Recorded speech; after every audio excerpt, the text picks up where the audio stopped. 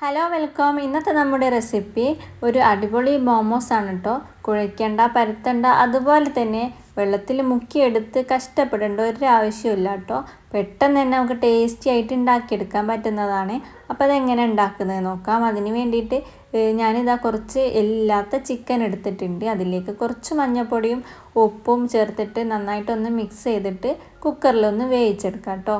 വേവിച്ചെടുത്തതിന് ശേഷം ഇതൊന്ന് ചതച്ചെടുക്കണ്ടേ. ഇത് പച്ചയായിട്ട് ചേർക്കാവുന്നതുമാണ് കേട്ടോ. പക്ഷെ നമുക്കിതൊന്ന് വേവിച്ചിട്ടാണ് ഞാനിപ്പോൾ ഉണ്ടാക്കുന്നത്. ഇനി ഇതിലേക്ക് ഇതാ ഒരു ചെറിയ സവാളയും അതുപോലെ തന്നെ ഒരു ക്യാപ്സിക്കത്തിൻ്റെ പകുതിയും ഒരു ചെറിയ ക്യാരറ്റും അതുപോലെ തന്നെ കുറച്ച് മല്ലിയിലയും പിന്നെ ഒരു 2 പച്ചമുളകും മാത്രം ചേർക്കുന്നുണ്ട് വെജിറ്റബിൾസ് ആയിട്ട്. പിന്നെ ഇതാ 1 ടീസ്പൂൺ കുരുമുളക് പൊടി ചേർക്കുന്നുണ്ട്. നിങ്ങൾക്ക് ആവശ്യത്തിന് കൂട്ടാവുന്നതും കുറയ്ക്കാവുന്നതും ഒക്കെയാണ് കേട്ടോ. പിന്നെ നമ്മളിതിലേക്ക് ചേർക്കുന്നത് സോയാ സോസാണ്. 1 ടീസ്പൂൺ സോയാ സോസാണ് കേട്ടോ ഞാൻ ചേർത്തിട്ടുള്ളത്. അതുപോലെ തന്നെ ഇതിലേക്ക് ആവശ്യത്തിനുള്ള ഉപ്പും കൂടെ ചേർത്ത് കൊടുക്കുന്നുണ്ട്. എന്നിട്ട് നന്നായിട്ട് തന്നെ മിക്സ് ചെയ്തെടുക്കാം കേട്ടോ. മിക്സ് ചെയ്ത് കുറച്ച് സമയം ഒന്ന് റെസ്റ്റ് ചെയ്താൽ വെച്ചിട്ടുണ്ടെങ്കിൽ നമുക്കിത് നല്ലോണം ബോളാക്കി എടുക്കാൻ പറ്റും, അല്ലെങ്കിൽ പൊട്ടിപ്പോവും.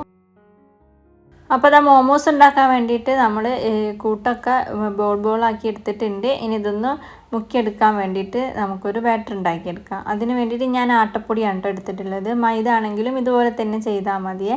ആട്ടപ്പൊടി ആകുമ്പോൾ കുറച്ചും കൂടെ ഹെൽത്തി ആയിട്ട് ഉണ്ടാക്കാമല്ലോ, അതുകൊണ്ടാണ് ഞാൻ ആട്ടപ്പൊടി എടുത്തിട്ടുള്ളത്. ഇതിലേക്ക് നമ്മൾ ആവശ്യത്തിനുള്ള വെള്ളം ഒഴിച്ച് കൊടുക്കുക. എന്നിട്ട് ഇങ്ങനെ മിക്സ് ചെയ്ത് കൊടുക്കുക. എന്നിട്ട് ലൂസ് ആവാൻ വേണ്ടിയിട്ട് കുറച്ചും കൂടെ വെള്ളം ചേർത്ത് കൊടുക്കാം കേട്ടോ.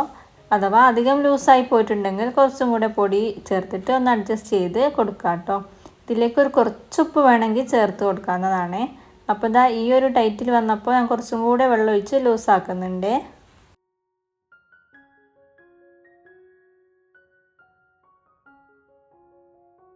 അപ്പോൾ ഇതാ ഈ ഒരു പാകത്തിനാണ് കേട്ടോ നമ്മൾ ആട്ടപ്പൊടി വെള്ളം ഒഴിച്ചാക്കിയിട്ടുള്ളത്. അധികം ലൂസ് ആവണ്ട, അതുപോലെ തന്നെ അധികം ടൈറ്റും ആവണ്ട. ഈ ഒരു മീഡിയം ടൈറ്റിൽ മതി കേട്ടോ. ഇനി ഇതാ നമ്മൾ ഉണ്ടാക്കി വെച്ചിട്ടുള്ള ബോൾസ് ഇതിൽ മുക്കിയെടുക്കുന്നുണ്ട്. അതിനുശേഷം നമ്മൾ ആട്ടപ്പൊടിയിൽ ഒന്ന് റോൾ ചെയ്ത് എടുക്കുന്നുണ്ട്. അങ്ങനെ നന്നായിട്ട് തന്നെ റോൾ ചെയ്ത് എല്ലാ ഭാഗത്തേക്കും ആവും പോലെ റോൾ ചെയ്തെടുക്കാം കേട്ടോ. ഇങ്ങനെ ചെയ്താൽ നമുക്ക് പെട്ടെന്ന് തന്നെ എല്ലാ ടൈമിലും ഉണ്ടാക്കിയെടുക്കാൻ പറ്റുമേ. മറ്റേത് വെള്ളത്തിൽ മുക്കി ഫ്രീസറിലൊക്കെ വെച്ച് കട്ടാക്കിയെടുത്ത് ഒരുപാട് ടൈം പിടിക്കും. ഈ ഒരു മെത്തേഡിൽ ചെയ്യുകയാണെങ്കിൽ പെട്ടെന്ന് തന്നെ നമുക്ക് ഉണ്ടാക്കിയെടുക്കാവുന്നതാണ് കേട്ടോ.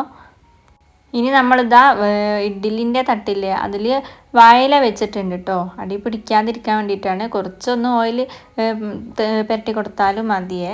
അപ്പോൾ ഞാനിതാ വാഴയില വെച്ചിട്ട് അതിൽ ഇങ്ങനെ ബോളുകൾ വെച്ച് കൊടുക്കുകയാണ് കേട്ടോ ചെയ്യുന്നത്. അപ്പോൾ ഇതാ എല്ലാതും നമ്മളിങ്ങനെ തന്നെ ചെയ്തെടുത്തിട്ടുണ്ട്. ഇനി നമുക്കിത് ഇഡ്ഡലി തട്ടിൽ ഒന്ന് ആവിയേറ്റി വേവിച്ചെടുക്കാം കേട്ടോ. അപ്പോൾ നമ്മുടെ മോമോസ് പെട്ടെന്ന് തന്നെ ഇവിടെ റെഡി ആയിട്ടുണ്ട്. മുക്കിയും വരത്തിയും ഒന്നും ചെയ്യാണ്ട് തന്നെ നമുക്ക് എളുപ്പത്തിൽ ഉണ്ടാക്കിയെടുക്കാം കേട്ടോ. ഒന്ന് മസാല ഉണ്ടാക്കിയെടുക്കുക, ഒരു ബാറ്ററിൽ മുക്കിയെടുക്കുക, ആവിയേറ്റ്, എത്ര പണി മാത്രമേ ഉള്ളൂ കേട്ടോ.